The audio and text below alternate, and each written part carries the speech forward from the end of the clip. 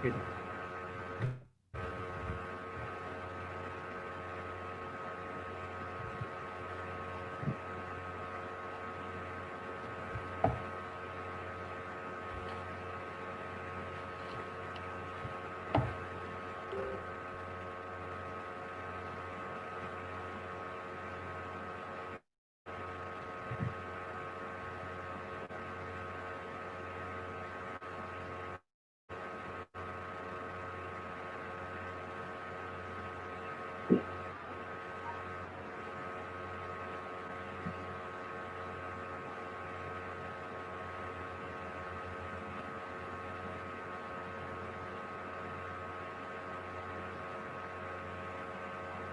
Iman, dah boleh mula dah. Iman dengar tak?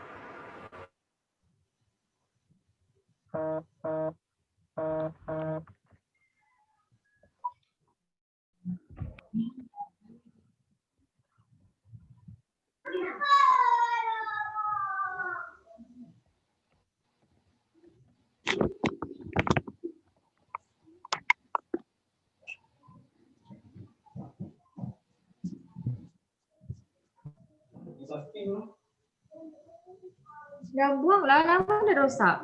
Buang? Ha. Rosak?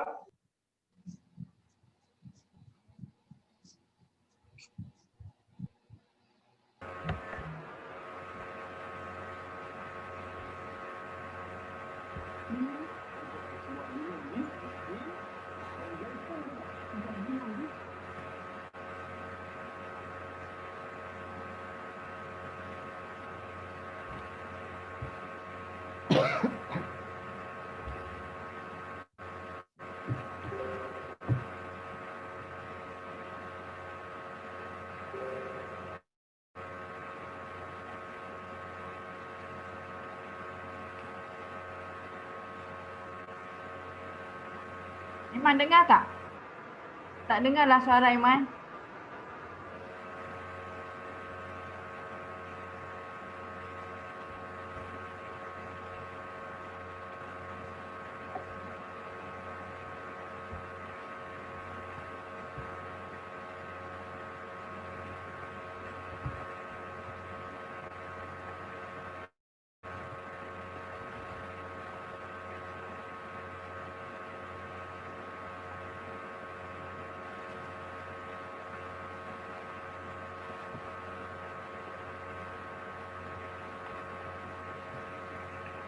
Hello? Cuba suara 1, 2, 3. Okay, 1, dia 2, dengar. 3. Dia Dengar tak? tahu dengar. Boleh. Dengar? Boleh? Ya, dia dengar. Boleh ya? Ya. Okey. Bismillahirrahmanirrahim. Rabbi shrah li sadri wa yassir li amri wahlul 'uqdatam min lisani yafqahu qawli. Subhanaka la ilma lana illa ma 'allamtana innaka antal alimul hakim. Wala haula wala quwwata illa billah. Wala haula wala quwwata illa billah. Assalamualaikum warahmatullahi wabarakatuh. Yang berusaha Puan Siti Asnah binti Ahmad, Pengetua SMK Bandar Banting, Fikir Pentadbiran Cik Rosli bin Sadari, Puan Haji Marsan bin Osman, Penolong Kanan Hal Ehwal Murid, Puan Siti Asmah binti Kasmo, Penolong Kanan Co-Curriculum, Puan Nolala binti Masaudin, Penolong Kanan Petang, seterusnya rakan-rakan guru dan juga pelajar-pelajar yang dikasihi oleh Allah Subhanahu Wa Taala. Pertama sekali kita mengucapkan syukur pada Allah Subhanahu Wa Taala atas limpah kurnia-Nya kerana pada pagi yang mulia ini, yang penuh dengan barakah ini, kita dapat bersama-sama dalam satu majlis bacaan Yasin dan motivasi anjuran Panitia Pendidikan Islam dengan kerjasama unit bimbingan kaunseling dan juga unit KOKO SMK Bandar Banting. Jadi kita mulakan majlis kita pada hari ini sebagaimana yang kita tahu tentatif yang diberikan. Kita akan mulakan dengan bacaan suratul Yasin dan kita sama-sama niatkan dalam bacaan Yasin kita ni, kita niatkan, kita doakan Yang pertama sekali, mudah-mudahan Allah Subhanahu Wa Taala mengurniakan kekuatan dan istiqamah pada kita semua dalam mentaati setiap perintah-perintah Allah Subhanahu Wa Taala sampailah akhir kalam kita. Kemudian kita sama-sama niatkan dalam bacaan Yasin ini, mudah-mudahan Allah Subhanahu Wa Taala mengurniakan kepada kita ketabahan dan kesabaran dalam menghadapi ujian COVID pada kali ini. Dan sepatutnya bila kita diuji oleh Allah Subhanahu Wa Taala, kita makin menghampirkan diri pada Allah. Kita betulkan setiap amal-amal ibadat kita. Kita tambahkan amalan-amalan sunat kita sebagai bekalan untuk kita di suatu hari nanti. Kemudian bagaimana rakan-rakan kita, kita pun dah lama tak jumpa. Mungkin ada di kalangan kita yang sedang diuji dengan kesakitan, ada diuji dengan pelbagai ujian dalam hidup ini. Jadi kita niatkan, kita doakan mudah-mudahan Allah Subhanahu Wa Taala memberikan kesembuhan dan memudahkan segala urusan rakan-rakan kita.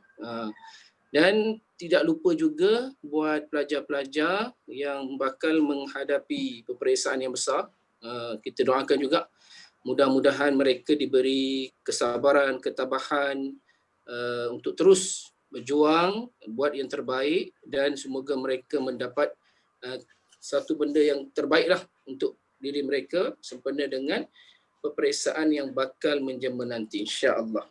Jadi kita mulakan majlis kita dengan bacaan suratul Yasin. Jadi semua bersedia insya-Allah.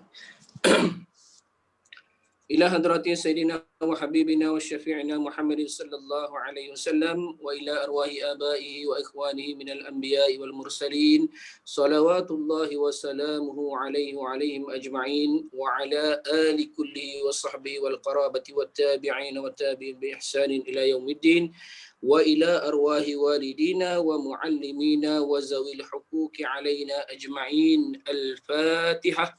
أعوذ بالله من الشيطان الرجيم. بسم الله الرحمن الرحيم. الحمد لله رب العالمين الرحمن الرحيم مالك يوم الدين إياك نعبد وإياك نستعين اهدنا الصراط المستقيم صراط الذين أنعمت عليهم غير المغضوب عليهم ولا الضالين. آمين. بسم الله الرحمن الرحيم. ياسين والقرآن الحكيم إنك لمن المرسلين على صراط مستقيم تنزيل العزيز الرحيم لتنذر قوما ما أنذر آباؤهم فهم غافلون لقد حق القول على أكثرهم فهم لا يؤمنون إنا جعلنا في أعناقهم أغلالا فهي إلى الأذقان فهم مقمحون وجعلنا من بين أيديهم سدا ومن خلفهم سدا فأغشيناهم فهم لا يبصرون وسواء عليهم أأنذرتهم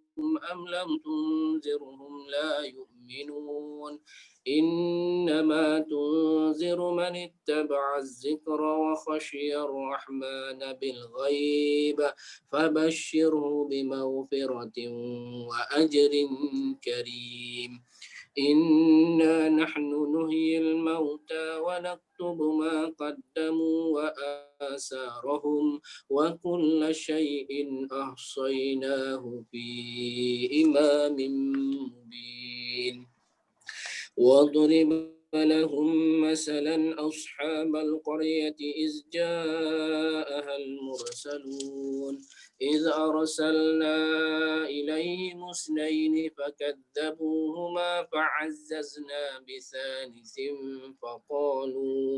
فقالوا إنا إليكم مرسلون قالوا ما أنتم إلا بشر مثلنا وما أنزل الرحمن من شيء إن أنتم إلا تكذبون قالوا ربنا يعلم إنا إليكم لمرسلون وما علينا إلا البلاغ المبين قالوا إنا تطيرنا بكم لئن لم تنتهوا لنرجمنكم وليمسنكم منا عذاب أليم قالوا طائركم معكم أئن ذكرتم بل أنتم قوم مسرفون وجاء من أقصى المدينة رجل يسعى قال يا قوم اتبعوا المرسلين اتبعوا من لا يسألكم أجرا وهم مهتدون وما لي لا أعبد الذي فطرني وإليه ترجعون أأتخذ من دونه آلهة إن يردني الرحمن بضر لا تغن عني شفاعتهم شيئا ولا ينقذون إني إذا لفي ضلال مبين إني آمنت بربكم فاسمعون قيل ادخل الجنة قال يا ليت قومي يعلمون بما غفر لي ربي وجعلني من المكرمين وما أنزلنا على قومه من بعده من جند من السماء وما كنا منزلين إن كانت إلا صيحة واحدة فإذا هم خامدون يا حسرة على العباد ما يأتيهم من رسول إلا كانوا به يستهزئون ألم يروا كم أهلكنا قبلهم من القرون أنهم إليهم لا يرجعون وإن كل لما جميع لدينا محضرون وآية لهم الأرض الميتة أحييناها وأخرجنا منها حبا فمنه يأكلون وجعلنا فيها جنات من نخيل وأعناب وفجرنا فيها من العيون ليأكلوا من ثمره وما عملته أيديهم أفلا يشكرون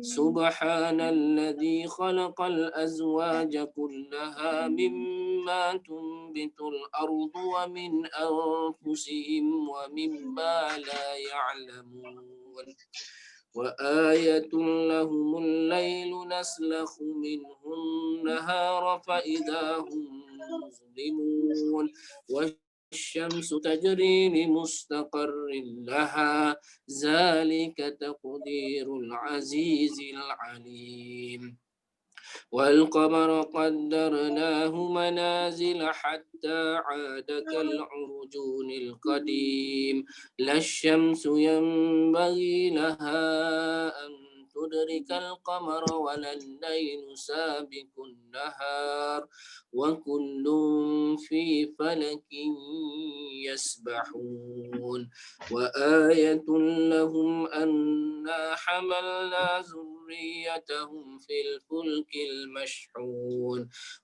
وخلقنا لهم من مثله ما يركبون وإن نشأ نغرقهم فلا صريخ لهم ولا هم ينقذون إلا رحمة منا ومتاعا إلى حين وإذا قيل لهم اتقوا ما بين أيديكم وما خلفكم لعلكم ترحمون وما تأتيهم من آية من آيات ربهم إلا كانوا عنها معرضين وإذا قيل لهم أنفقوا مما رزقكم الله قال الذين كفروا للذين آمنوا أنطعم من لو يشاء الله أطعمه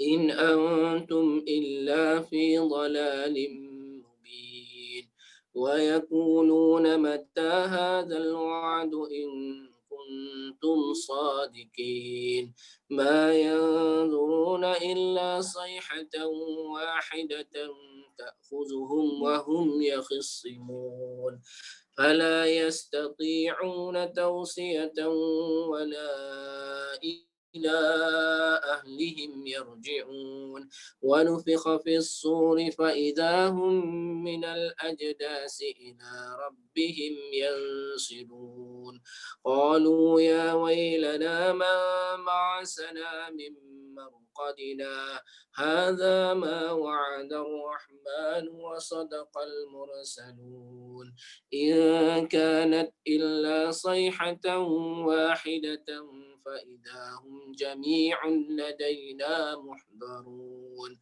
فاليوم لا تظلم نفس شيئا ولا تجزون إلا ما كنتم تعملون إن أصحاب الجنة اليوم في شغل فاكهون هم وأزواجهم في ظلال على الأرائك متكئون لهم فيها فاكهة ولهم ما يدعون سلام قولا من رب رحيم وامتازوا اليوم أيها المجرمون ألم أعهد إليكم يا بني آدم ألا تعبدوا الشيطان إنه لكم عدو مبين وأن اعبدوني هذا صراط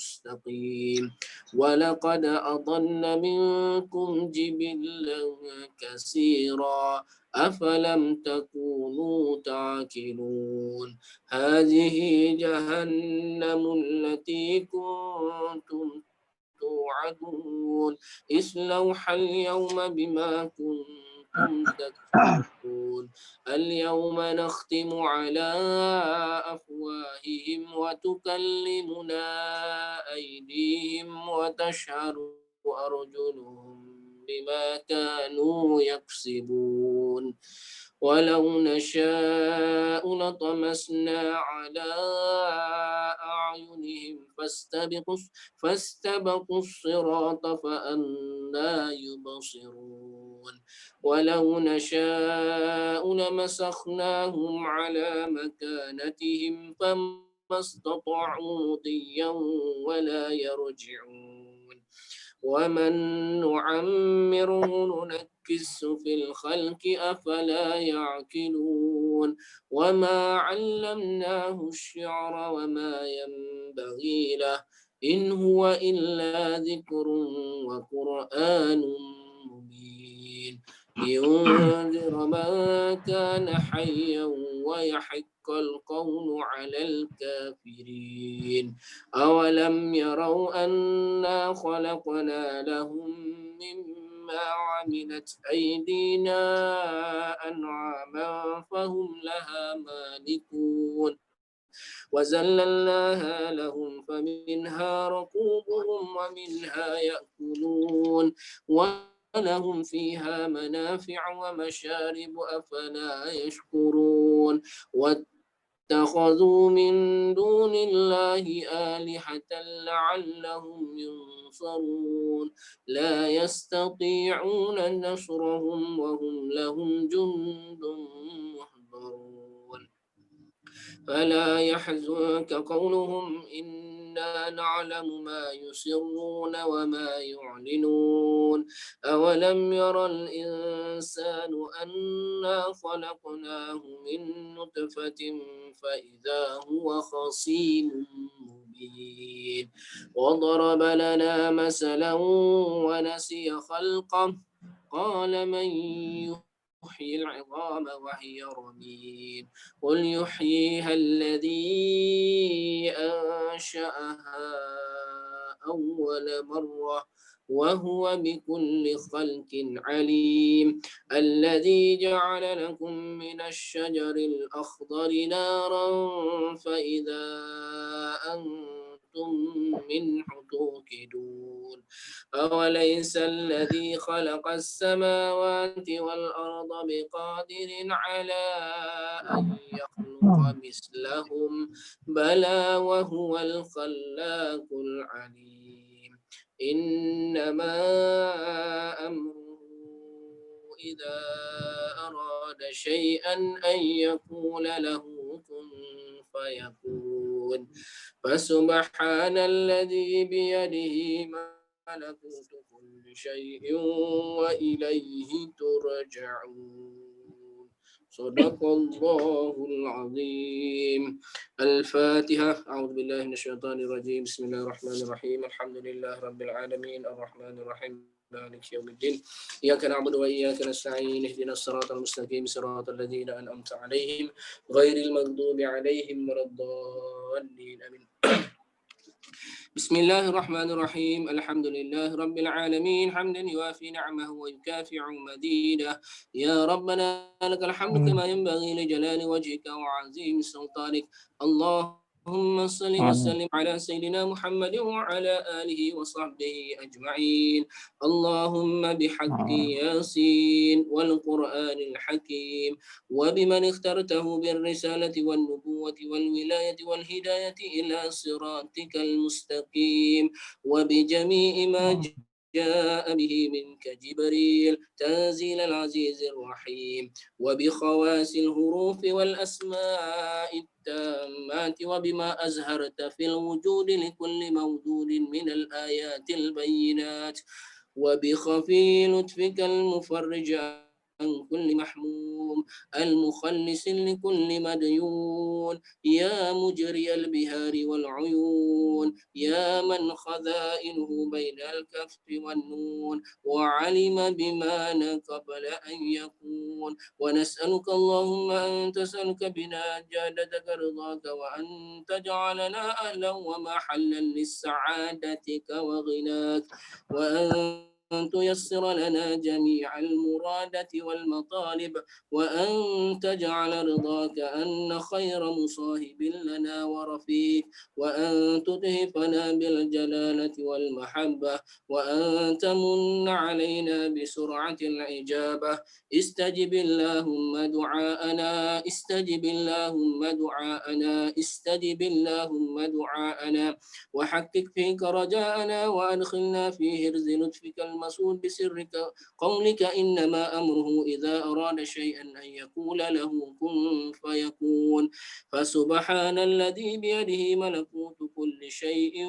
وإليه ترجعون سبحان المنفس عن كل مغموم سبحان المنفس عن كل مديون سبحان من أمره إذا أراد شيئا أن يقول له كن فيكون يا مفرج الهموم يا مفرج فرج يا مفرج فرج فرج عنا همومنا يا حي يا قيوم يا ذا الجلال والإكرام وصلى الله على سيدنا محمد وعلى آله وصحبه وسلم والحمد لله رب العالمين. Barakallahu azim. Alhamdulillah. Kita baru saja selesai bacaan surah Yasin. Kemudian bacaan doa selepas surah Yasin tadi. Mudah-mudahan amalan ini menjadi amalan kita istiqamah bacaan surah Yasin setiap hari di awal pagi, kerana fadilatnya bila kita baca surah Yasin di awal pagi ni, maka segala urusan kita akan dimudahkan oleh Allah Subhanahu Wa Taala. Okey, baik. Seterusnya majlis kita, majlis bacaan Yasin dan motivasi ini akan diteruskan lagi dengan menjemput dan mempersilakan Tuan Haji Sofi bin Kandam, merupakan kaunselor sekolah kita, dengan tajuk motivasi kita pada hari ini iaitu bangun dari kegagalan. bangun dari kegagalan. Jadi marilah sama-sama kita mengutip mutiara-mutiara ilmu yang bakal disampaikan oleh Tuan Haji Sopi ini. Mudah-mudahan ia semua menjadi bekalan kepada kita dan juga memberi semangat kepada kita semua. Dengan segala hormatnya, bagi tidak buang masa, majlis dengan segala hormatnya menjemput dan mempersilakan Tuan Haji Sopi bin Kandam untuk menyampaikan ceramah beliau. Dipersilakan.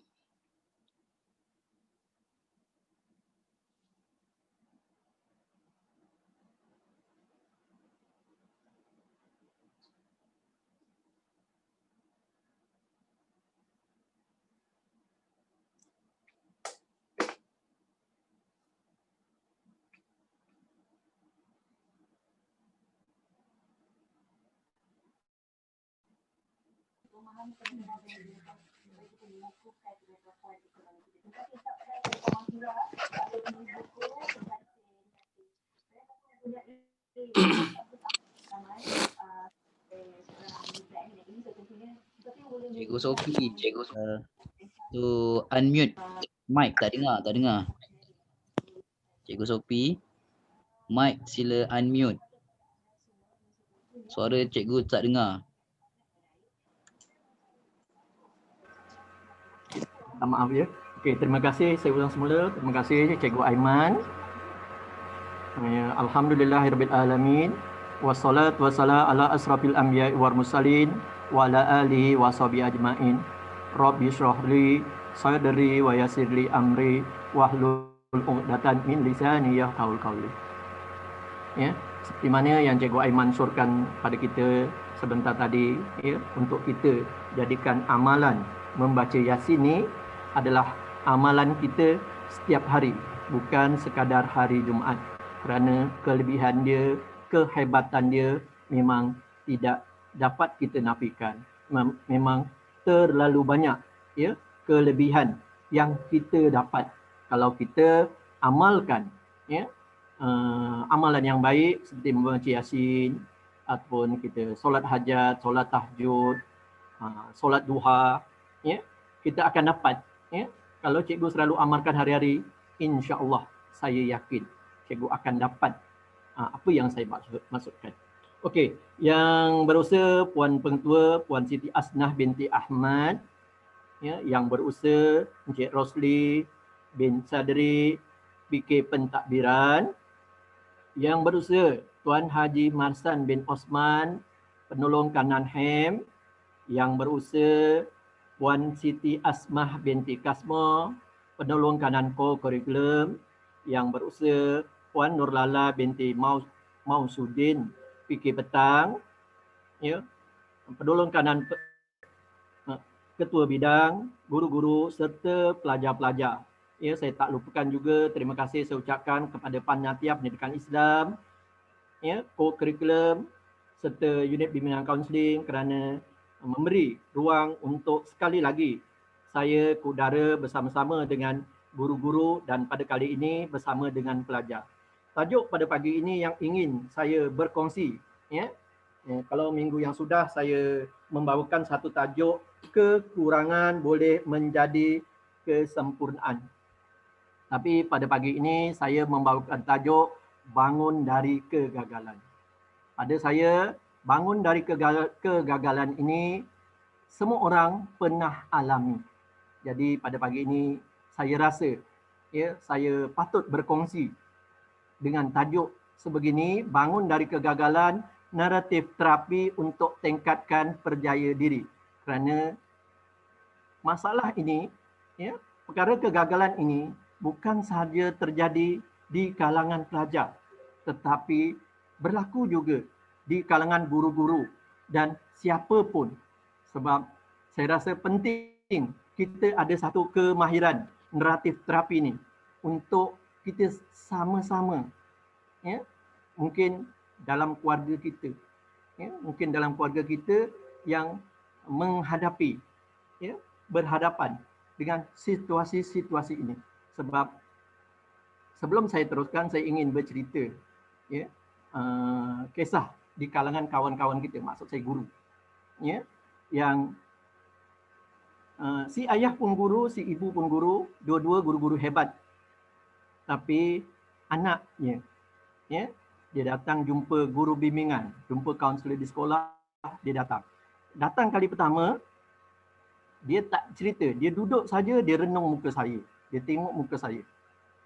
Lepas tu saya buka mulut. Bolehlah cerita, bahasa yang paling mudah lah untuk saya terangkan di sini. Bolehlah ceritakan apa nak share dengan cikgu. Dia kata tak ada. Dia renung muka saya, cikgu saya nak masuk kelas. Dia minta izin untuk kembali ke kelas. Minggu berikutnya dia datang semula. Dia datang, dia buat sesi semula dan dia datang, dia bercakap dengan saya, dia renung muka saya dan dia mula bercerita. Pelajar ni pelajar perempuan, anak guru. Dia buka lengan, saya terkejutlah kenapa pula dia nak buka lengan. Bila dia buka lengan, saya tengok di tangannya, dia dah calar-calarkan. Saya kata, kakak buat apa ni kakak? Dia kata, cikgu, saya lupakan diri saya. Saya tanya, ayah tahu? Ayah tak tahu. Mak tahu? Mak tak tahu. Kenapa kakak buat macam ni? Sampai hati ayah, sampai hati ibu. Dia cakap macam tu. Cikgu, saya dah makan pil lama di peti sejuk. Ya, dia makan pil-pil lama. Kadang macam kita kadang simpan ubat di peti sejuk. Yalah, saya suka nak ingatkan diri saya dan kawan-kawan semua, kalau ada pil dah expired, buang. Tapi kawan kita ni, dia masih simpan. Anak dia dah makan. Dia makan dekat 22 biji. Pada pagi tu, tak lama setelah habis daripada sesi dengan saya, memang mak dia datang jemput. Tapi mak dia masih tak tahulah sebenarnya tangan anak dia diluka-lukakan sebab faktor masalah. Jadi pada pagi ni, saya rasa ya, bila Puan Asmah dia minta saya bercakap, ya, bagi motivasi, ya, bangun dari untuk cari tajuk yang sesuai, terutama kalau ikut Puan Asmah, dia kata, Cikgu Sophie, musim COVID ni ramai guru dan down sebab tak dapat jumpa dengan pelajar-pelajar, tambah-tambah pula pelajar-pelajar tingkat 5. Memang betul, saya tak nafikan. Ya, sebab pelajar-pelajar yang datang jumpa saya, pelajar-pelajar tingkat 5, kalau di sekolah lama, kebiasaan sampai sekarang pun pelajar masih ada hubungi, memang dia sangat down. Ya, dengan periksa yang saya bilang hari lebih kurang dalam 61 hari lagi untuk kita SPM lebih kurang 6 Januari. Ya, dah tak lama. Tapi pelajar-pelajar kita ada di rumah. Ya, sebilangan kecil mungkin diorang boleh berhubung dengan kita melalui program sekolah ataupun kelas, ya, Google Meet, melalui Google Meet dan sebagainya. Tapi ada sebahagian pelajar-pelajar kita yang tidak ada kelengkapan itu dan diorang sangat bersedih.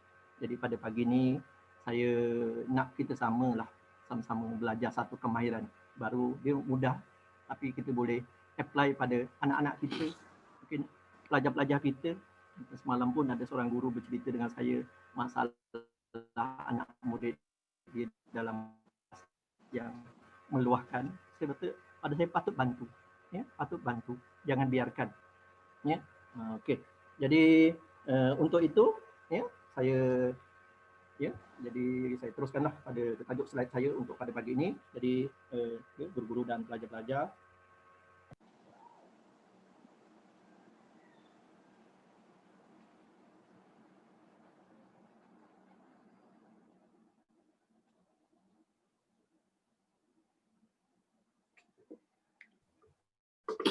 Tapi tekan off mic tu.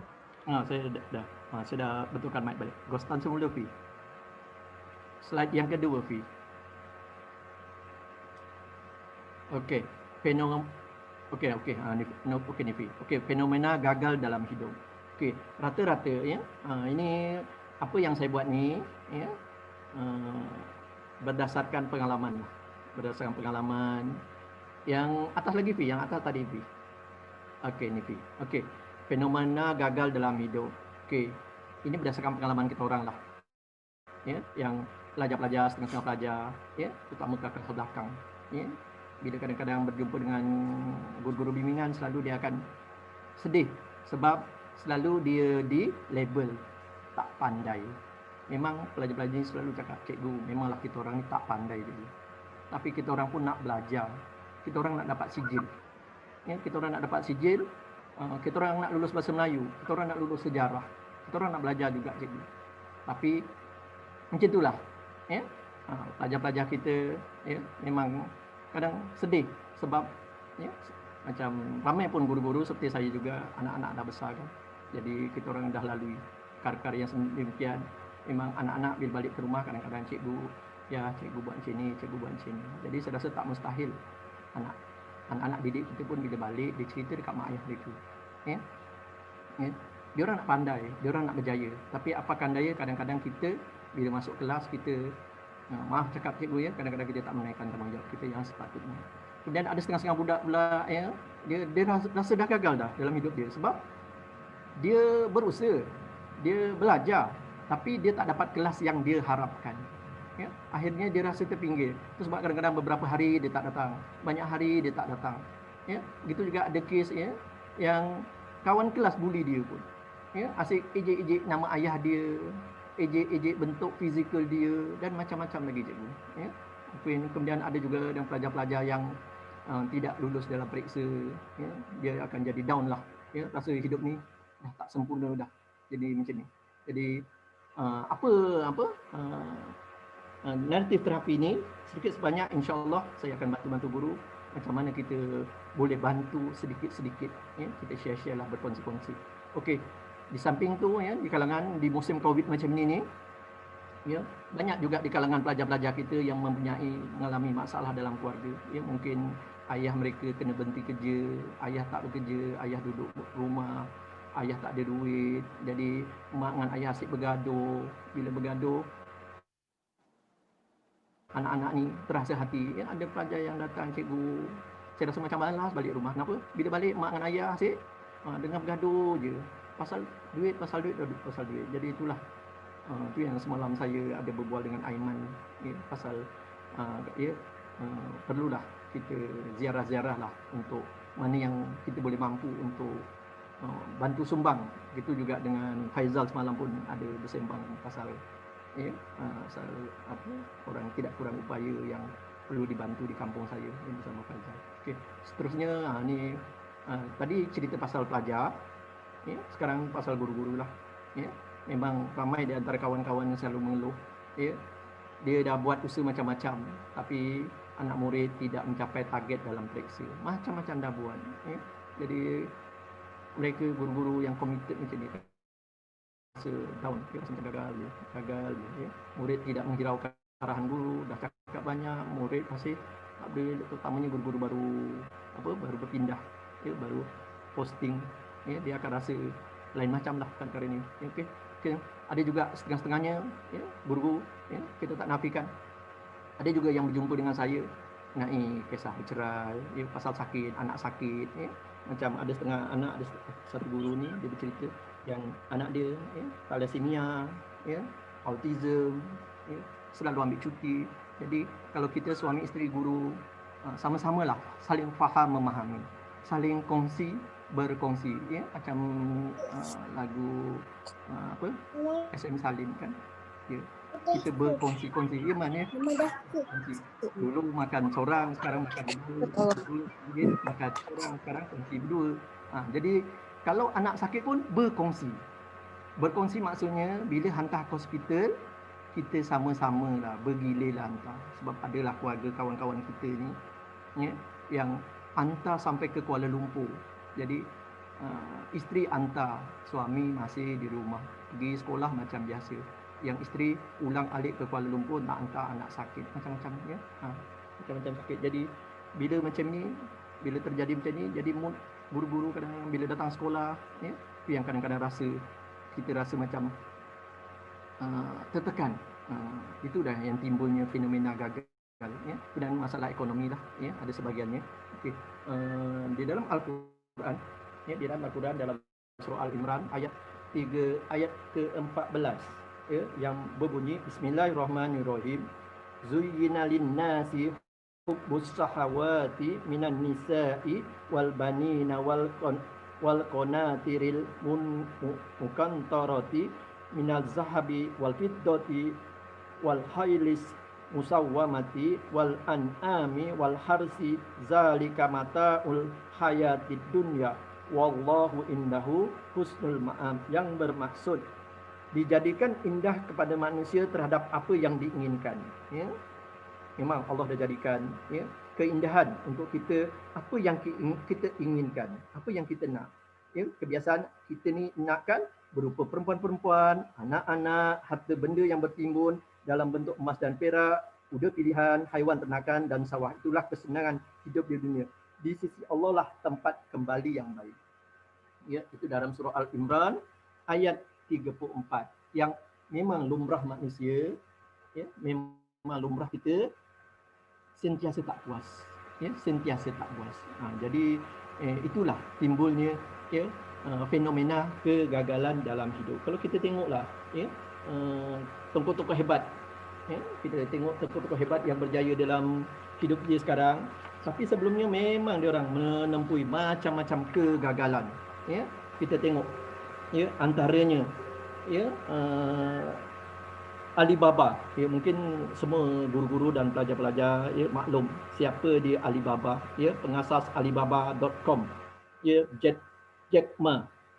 Dia ceritanya, dia katanya, ya, dia pernah minta kerja KFC daripada 25 orang, dia seorang sahaja yang tidak dapat.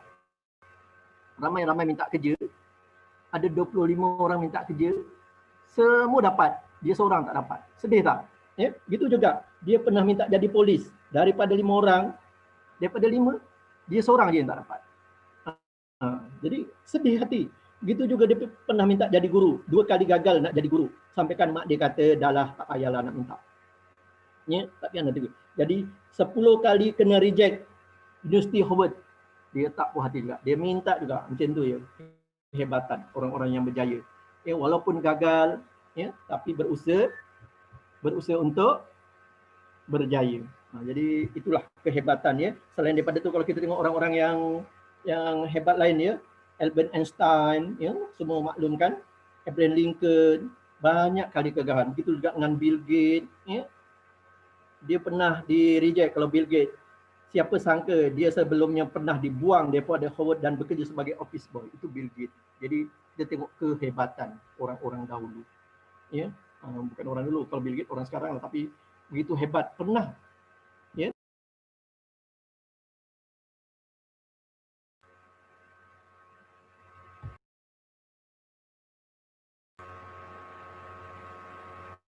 Fi, slide seterusnya, Fi. Okey, reaksi respon individu ketika gagal. Bila kita gagal, ya, bila kita gagal, pastinya kita akan rasa kecewa. Ya, kita akan rasa kecewa. Kecewa ni maksudnya, ya, duka cita kerana tidak tercapai apa yang kita inginkan. Itu maksud kecewa. Kita rasa sedih, ya, marah, ya. Saya pernah, ya, berhadapan dengan pelajar-pelajar yang macam ni. Bila kita cari pelajar-pelajar yang banyak hari tak datang, banyak hari tak datang. Bila kita jumpa, dia cakap dia macam ni lah. Dia rasa sedih, ya, dia masuk marah, ya, ataupun dia bila mengisyak ataupun menyendiri. Ya, pelajar-pelajar ni dia menyendiri dekat rumah. Ya, dekat rumah, tak keluar daripada bilik. Ya. Pernah ada pelajar datang pun macam tu juga. Dia cakap, cikgu, saya dah beberapa hari tak makan. Kata, kenapa tak makan? Kata, gaduh dengan mak. Apa gaduh dengan mak? Pasal ada perkara yang dia tak dapat lah. Contohnya macam ada pelajar, dia cakap, dia nakkan handset. Dia nakkan handset tapi mak tak nak berikan handset. Mak tak bagi sebab ada faktor, ada sebab. Ya, tapi anak-anak zaman sekarang ni, dia kata dia nak handset sebab kalau dia tak ada handset, kawan-kawan dia pinggirkan. Dia kata macam tu. Jadi kita kena, ya, sebagai seorang orang tua, sebagai ibu bapa, kita pandai tarik tali lah, ya, pandai kita berkongsi lah. Okey, malu, tidak percaya diri, menyendiri, antisosial, stres, ya, dan depresi. Stres ni semua pun maklum, ya, dia tekanan dalam hidup dia. Ya, ini bila kita gagal, kita akan menghadapi perkara-perkara macam ni. Baik, seterusnya, Fi.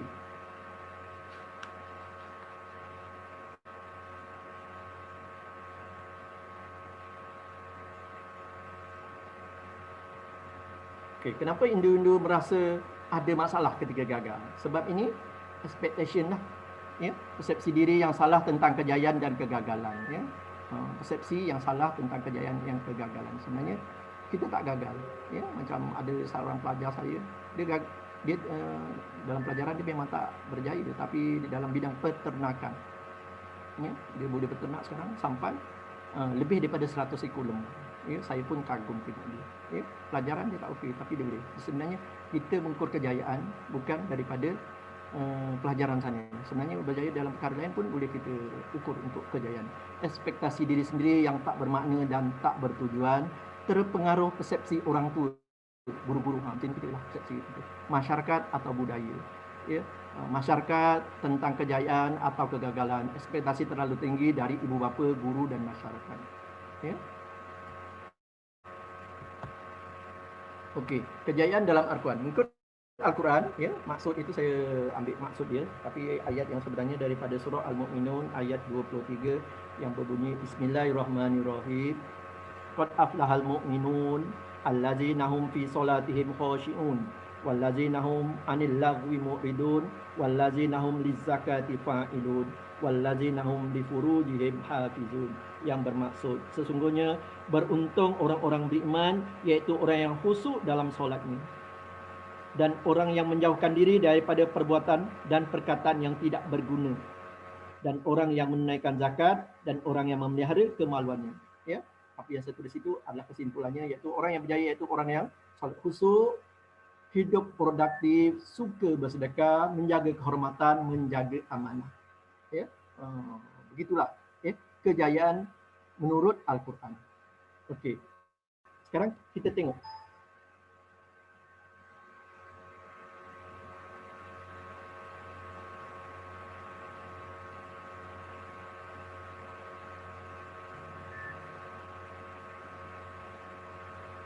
Okey, naratif terapi yang saya ajak, ya, kawan-kawan semua guru-guru serta pelajar sama-sama belajar dengan saya, naratif terapi, ya, untuk tingkatkan percaya diri. Ya, naratif terapi ini dihasilkan, ya, dibuat, dikaji oleh Michael White dan David Epstein tahun 1990. Ya, dia kata pengalaman pribadi sepanjang hidup akan menciptakan cerita kisah pribadi dalam terapi ini. Ya, okey. Kemudian orang memberi makna pada kisah hidupnya, kisah-kisah itu membentuk identiti seseorang. Itu naratif terapi. Naratif terapi adalah metod terapi yang memisahkan seseorang dari masalahnya. Ya. Okey, kita tengok seterusnya.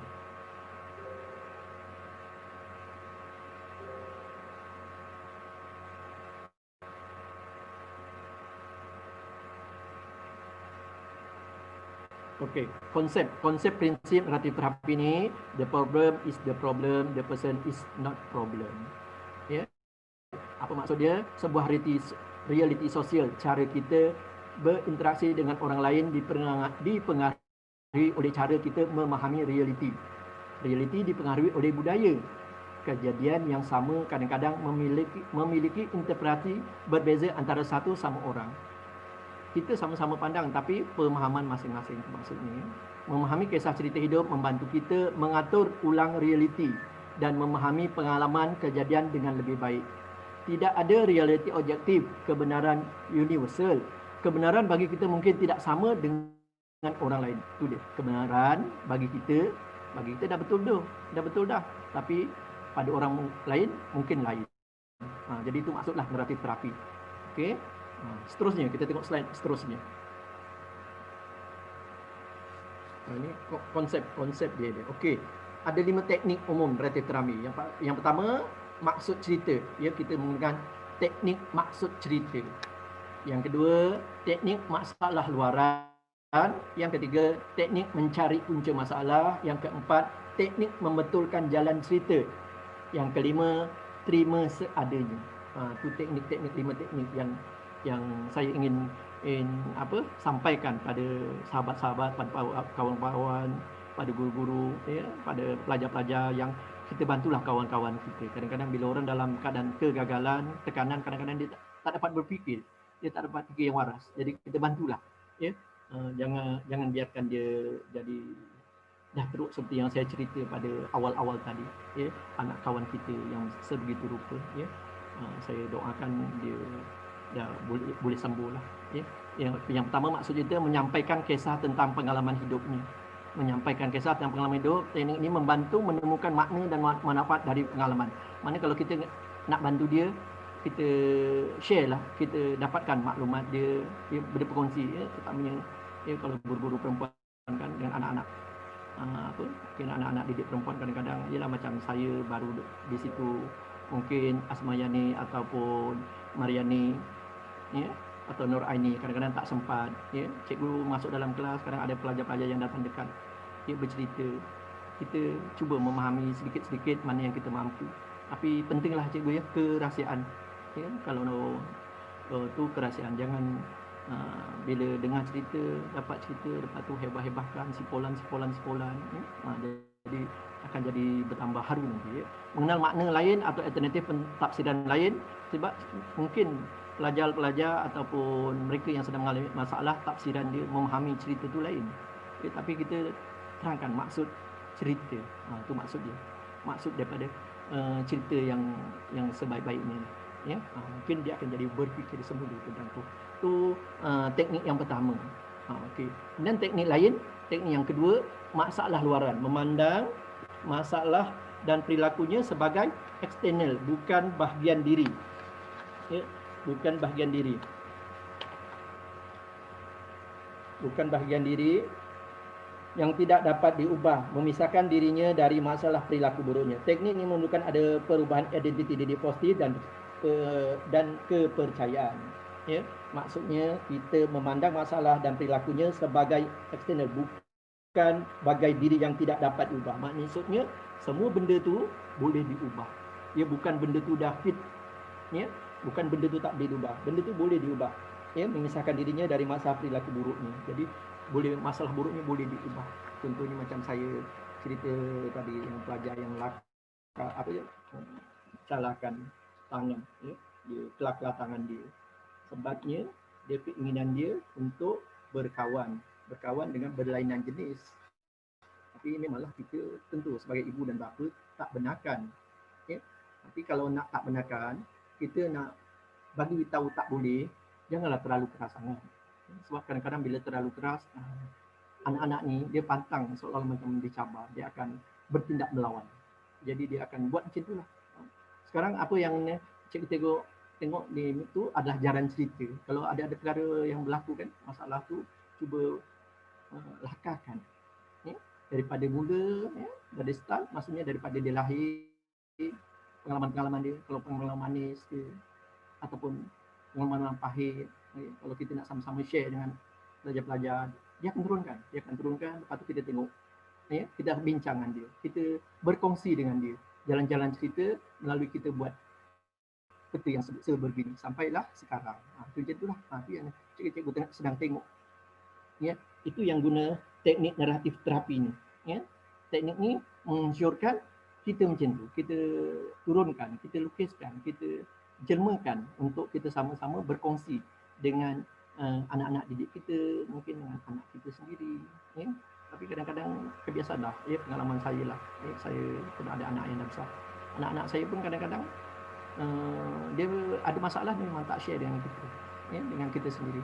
Dia akan share dengan orang lain. Ya. Jadi saya pun mengharap macam itulah. Dan orang lain pula, dia anak-anak orang lain, dia akan share dengan saya.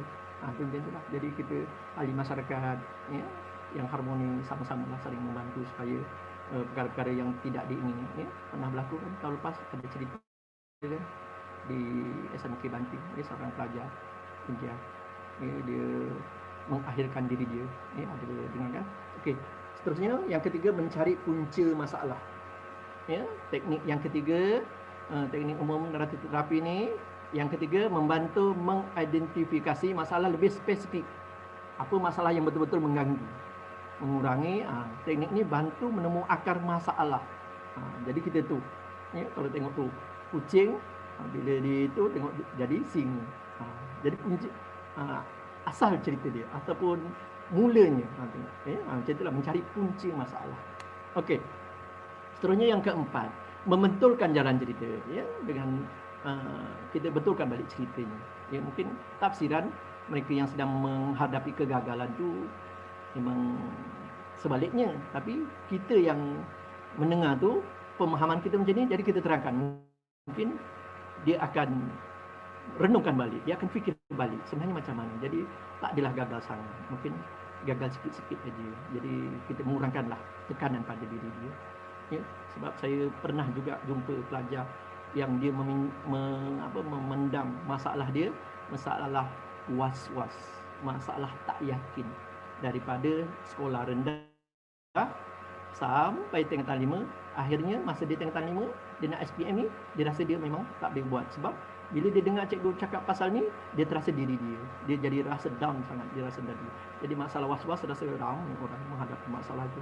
Sampai kan ada pelajar cerita kat saya, nenek dia dekat bilik air, kalau duduk dalam bilik air sampai 2-3 jam nak ambil wuduk dia. Pasal was-was. Ya, bila keluar dah lencur. Ya. Itu semua kerja-kerja syaitan. Jadi kita sama-sama bantu. Ramai. Ya, ramai perkara menghadapi masalah-masalah macam ni. Okey, yang terakhir untuk teknik umum naratif terapi ni, kita terima seadanya, bantu meyakinkan bahawa kejadian di dunia ini hadir secara natural, tanpa erti atau makna yang dipaksakan. Ajak membuat sendiri makna baru dari sebuah pengalaman. Terima seadanya. Ya, apa yang berlaku tu terima seadanya. Okey, Fi, teruskan Fi. Okey, tingkatkan percayaan dengan naratif terapi. Yang pertama, maafkanlah kesalahan kelemahan masa lalu, biar jadikan dia sejarah dan kisah. Anda pisahkan diri anda untuk maju, berubah lebih baik, ya, untuk tingkatkan kepercayaan. Yang kedua, buat sendiri kriteria kejayaan versi anda. Jangan terlalu percaya kata orang. Anda paling hebat tentang diri anda sendiri. Anda paling hebat tentang diri anda. Ya, sebab kita yang tahu diri kita. Ya, kita yang tahu diri kita. Okey, yang ketiga, buat sendiri kisah masa depan anda yang unik, sangat diharapkan dan menakjubkan. Buat sendiri kisah masa depan kita. Ya, yang keempat, bayang ruang kehidupan anda yang baru dalam bab imajinasi emosi dan bukukan dalam catatan aksi. Jadi kita rekodkanlah. Jadi bila kita nampak, kita dah tengok, ya, kita banyak juga benda kejayaan yang kita pernah lalui. Jadi kenapa kita harus mengalah untuk memilih jalan kegagalan, ya. Okey, yang kelima, temukan makna penting, alasan dan manfaat your new life store. Itu maksudnya. Okey, yang keenam, yang lalu biarlah dia berlalu. Okey, Fi, teruskan Fi. Okey, hikmah dan pelajaran dari ujian. Ya, di sebalik sakit sebenarnya ada banyak, ya, banyak fadilat, banyak kelebihannya. Ya, yang pertamanya mungkin sabar. Ya, hikmahnya. Ya, daripada surah Az-Zumar ayat 10, yang bila kita dapat sakit, kita dapat ujian, kalau musim Covid ni kita dapat Covid, ya, ataupun sakit-sakit lain dah, ya, sebenarnya akan melatih kita sifat sabar. Yang kedua, mungkin juga, ya, dalam hadis, ya, Nabi yang ditulis Al-Bukhari, ya, akan membentuk kita, melatih kita sifat syukur. Ya. Yang ketiga, ya, dapat sesungguhnya kami telah mengutuskan Rasul kepada umat-umat yang sebelum kamu, kemudian kamu seksa mereka dengan menimpakan kesengsaraan dan kemelaratan, supaya mereka bermohon kepada Allah dengan tunduk merendahkan diri. Ya, surah Al-An'am ayat 42. Okey, seterusnya menghapuskan dosa. Yang keempat, bila kita dapat sakit, selalu kita akan berdoa. Ya, kita akan banyak-banyak berdoa. Dan yang kelima, bila kita dapat sakit, ya, ya, itulah hikmah, ya, pelajaran dari ujian di sebalik sakit. Ya, bila kita sakit, kita selalunya akan dapat, ya, akan berdoa macam tu. Tapi kadang-kadang kan bila kita sakit, untung juga dapat makan rojak. Saya ingatlah masa kecil-kecil dulu kalau sakit, ya, ubat dia air botol oren dan rojak lah. Rojak tu mesti rojak tawakal, mesti baik demam. Okey, itu zaman-zaman kecil, zaman kenangan silam. Okey, seterusnya hikmah di sebalik ujian. Apabila dirimu dilanda ujian, hidup dengan kesusahan, tekanan dan kesedihan, sabarkan hatimu, ingatlah janji Allah bahawa sesungguhnya tiap-tiap kesulitan itu ada kemudahan. Ya, surah Al-Insyirah ayat 6. Ya, janji Allah. Dan 7 hikmah di sebalik ujian Allah. Allah tingkatkan darjat, ya, naikkan darjat kita. Yang kedua, Allah tarik sedikit nikmat untuk diberi nikmat yang lebih besar. Yang ketiga, Allah berikan satu musibah bagi mengalihkan musibah yang lebih besar. Yang keempat, Allah hapuskan dosa-dosa kita. Yang kelima, Allah sedarkan kita mahu mendengar rintihan kita yang semakin mendekatinya. Ya, bila kita dalam susah, kita susah payah, ya, kita akan gitu. Yang keempat, Allah berikan kita ikhtiar kepada orang lain, ya. Dan tanda Allah sayangkan kita tu 7 hikmah di sebalik setiap ujian Allah yang kita dapat. Jadi kita sebagai guru-guru, ya, pelajar-pelajar, sebagai anak-anak pelajar, sebenarnya apa yang terjadi ni ada hikmah ni. Jadi seperti Cikgu Aiman kata tadi, hampir-hampirkan diri, dekat-dekatkan diri, ya, supaya kita lebih, ya, berdoa, berserah, meminta daripada Yang Maha Esa. Okey, yang akhirnya, ya, janji saya pada Cikgu Ustazah Asmah, ya, 30 minit, ya, dah sampai ke hujungnya 30 minit, ya. Yang akhirnya, be confident, create your own new unique love story of life. Jadi itulah saja daripada saya. Saya serahkan semula pada Aiman, ya. Motivasi saya pada pagi ini saya bawakan tajuk, ya, bangun dari kegagalan. Jadi kita sama-samalah bangun untuk bantu orang di sekitar kita, daripada terus-terus, ya, meratapi kegagalan apa yang kita rasakan. Jadi kalau guru-guru ingin, ya, untuk dapat maklum, untuk belajar perkara yang lain untuk berkaitan dengan bimbingan kaunseling, bolehlah sama-sama datang ke unit bimbingan kaunseling SMK Bandar Banting, ya. Kita sama-sama belajar dan terus belajar, dan kita berdakwah, terus berdakwah. Jadi itu saja daripada saya. Saya serahkan semula kepada Aiman. Sekian, wabillahi taufiq wa hidayah. Assalamualaikum warahmatullahi taala wabarakatuh. Silakan Aiman. Waalaikumsalam warahmatullahi wabarakatuh. Terima kasih diucapkan kepada Tuan Haji Sophie di atas perkongsian sebentar tadi dengan tajuk bangun dari kegagalan. Alhamdulillah banyak mutiara kata yang kita dapat belajar daripada Tuan Haji. Terima kasih banyak-banyak. Tuan Haji di rumah, ya, tapi suasana tu nampak macam berada di sekolah. Nampak macam berada dalam bilik kaunseling tu. Pilihan orang rumah. Jadi semangat lah bila tengok situasi macam tu kan, suasana tu.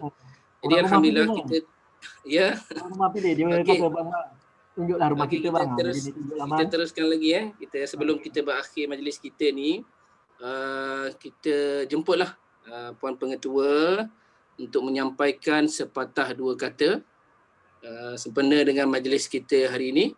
Jadi saya majlis dengan segala hormatnya menjemput dan mempersilakan Puan Siti Asnah binti Ahmad, Pengetua SMK Bandar Banting, untuk memberikan sedikit ucapan. Dipersilakan. Bismillahirrahmanirrahim. Assalamualaikum warahmatullahi taala wabarakatuh. Yang berusaha barisan pentadbir SMK Bandar Banting, rakan-rakan guru yang amat saya kasihi, serta ada anak-anak murid, beberapa orang anak murid yang sangat saya rindui dan kasihi. Jadi alhamdulillah kita dapat bersama-sama dalam majlis bacaan Yasin dan motivasi, tazkirah SMK Bandar Banting untuk kali ketiga sepanjang PKPB ni, dan alhamdulillah berjalan lancar. Dan saya rasa secara peribadilah, perjalanan yang lancar ini mendapat kerjasama membaik daripada semua pihak. Ucapan terima kasih saya ucapkan kepada barisan pentadbir yang membantu, pada panitia pendidikan Islam, kepada rakan-rakan guru yang membantu secara langsung dan tidak langsung, dan Cik Aiman sendiri, Cik Efi, Puan Rasifah, untuk kehadiran kita dalam SPLKPM. Jadi ucapan terima kasih, dan apa yang boleh saya simpulkan, pada pagi ini dengan tajuk yang sangat bersesuaian, iaitu bangun dari kegagalan, naratif terapi untuk tingkatkan percaya diri, daripada Tuan Haji Muhammad Sophie. Terima kasih kepada Cikgu Sophie kali kedua, dan alhamdulillah berjalan dengan sangat baik dan memberi impak positif lah kepada saya sendiri dan berharap kepada audiens juga, Jadi apa yang boleh saya katakan,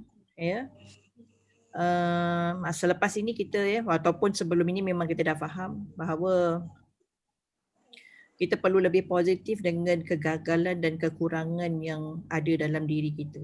kita gagal ataupun kita kurang daripada orang lain, sebenarnya ada satu yang Allah nampak itu sebagai satu ujian untuk kita perbaiki diri. Perbaiki diri atau kekurangan itu perlu diperbaiki.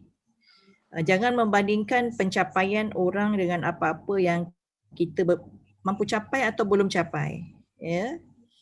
Kerana kalau kita berbaik sangka dengan ujian Allah ataupun berlapang dada dengan ujian Allah, dengan sendirinya kita cuba perbaiki diri. Bila perbaiki diri itu kita dapat meningkatkan kekuatan diri lah. Jadi saya mengambil kesempatan ini untuk mengucapkan terima kasih lah kepada barisan pentadbir. Barisan pentadbir yang sepanjang PKPB ni kita gile-gilekan. Macam sekarang ni saya BDR.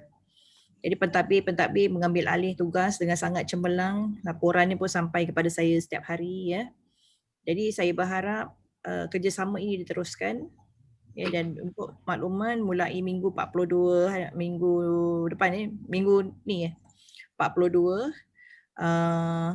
penggiliran pemeriksaan ERPH akan diambil alih oleh pentadbir mengikut jadual yang telah ditetapkan. Kalau sebelum ini 3 minggu saya yang mengurus, lepas ini minggu ke-42 akan diurus kalau tak salah saya oleh GKMP lah. Jadi saya mohon kepada GKMP sendiri untuk mengambil inisiatif menghubungi Puan Rasifah dan Encik Effie jika ada masalah untuk create classwork pada guru-guru, kerana Puan Rasifah dengan Encik Afiuddin ni tak tahu cikgu mana yang hantar kepada GKMP tertentulah. Maksudnya ada nanti saya akan share juga apa yang Puan Rasifah dah share dengan saya, nama-nama guru untuk dengan password untuk create lah. Okay, seterusnya untuk guru-guru yang sangat saya kasihi yang berkesempatan ni, kalau kat sini rekodnya bersama muridnya ada 77 orang sahaja. Okey, saya berharap dalam tekanan sekarang dengan kita rasa tak puas hati kerana tidak dapat bersemuka dengan anak-anak murid yang kita kasihi, teruskan menjalankan proses PDPR walaupun sebahagian murid sahaja yang respon. Kita berbaik sangkalah. Kemungkinannya murid yang tidak dapat respon itu ada kekangan dia sendirilah. Kerana kalau kita ni berfikir tidak berlapang dada, kita mungkin berfikir perkara yang negatif lah. Mana yang ada kita ajar, bahan-bahan kita sediakan.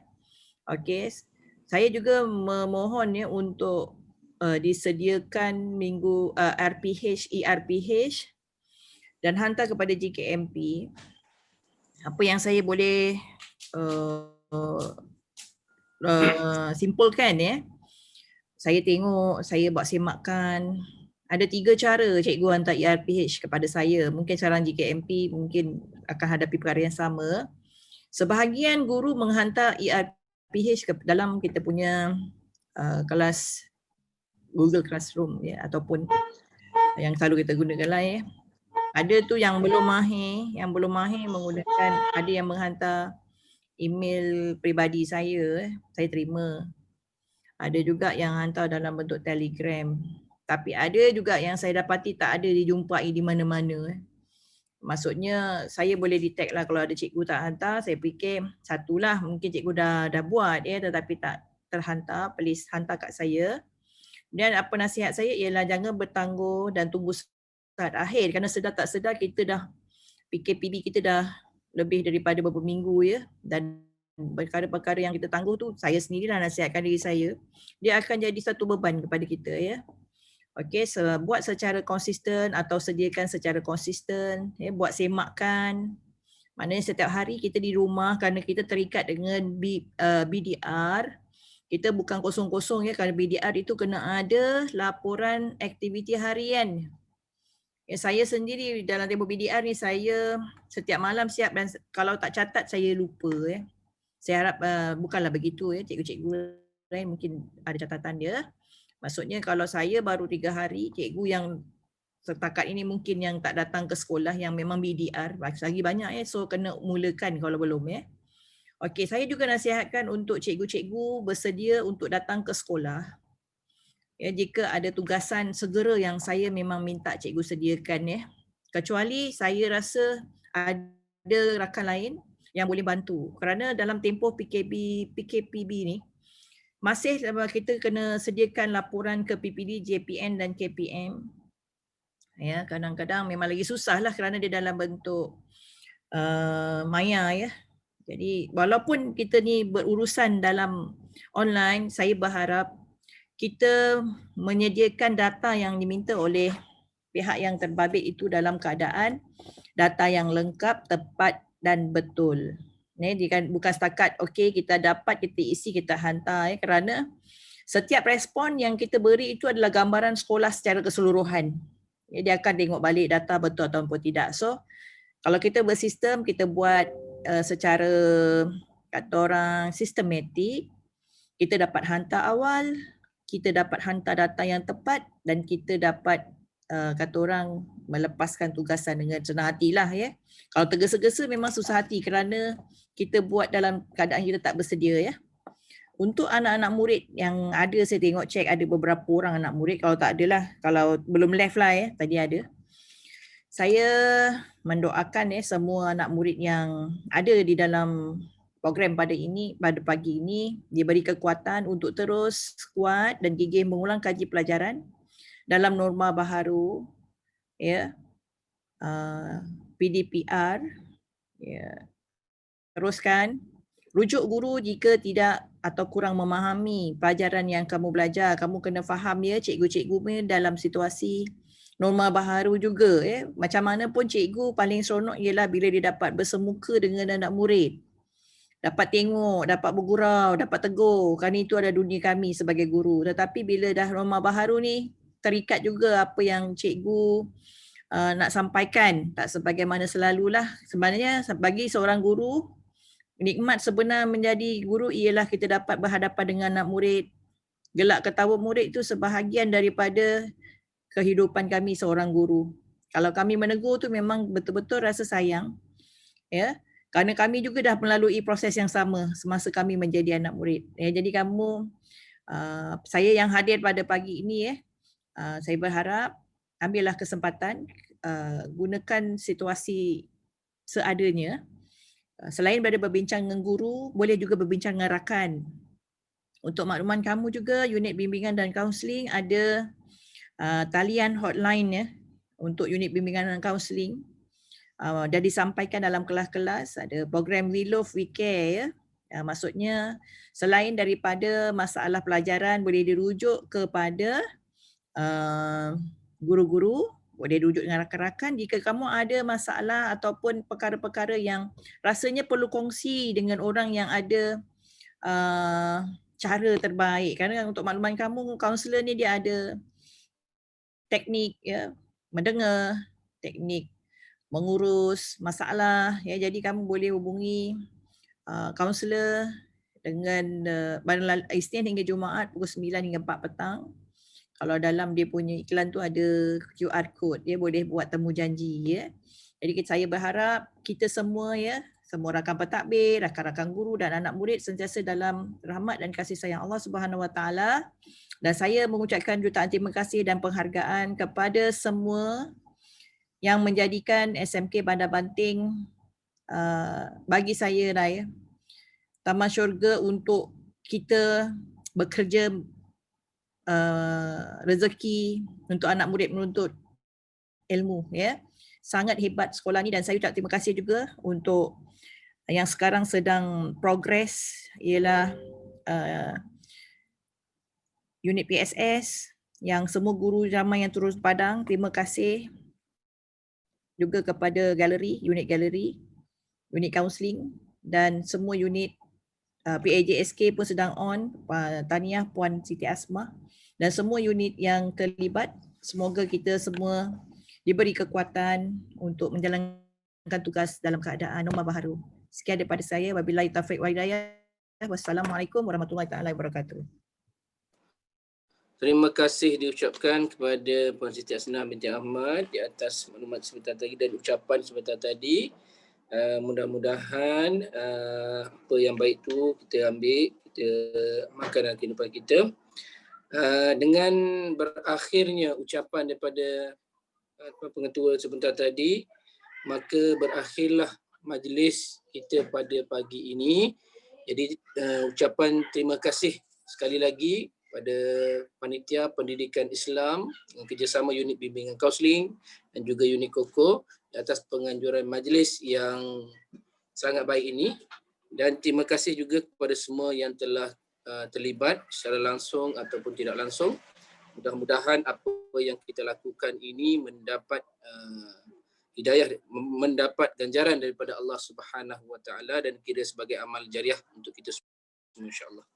Jadi akhir kata, marilah kita isi hari Jumaat yang barakah ini dengan memperbanyakkan salawat, dengan bacaan surah Al-Kahfi dan juga amalan-amalan yang lain juga.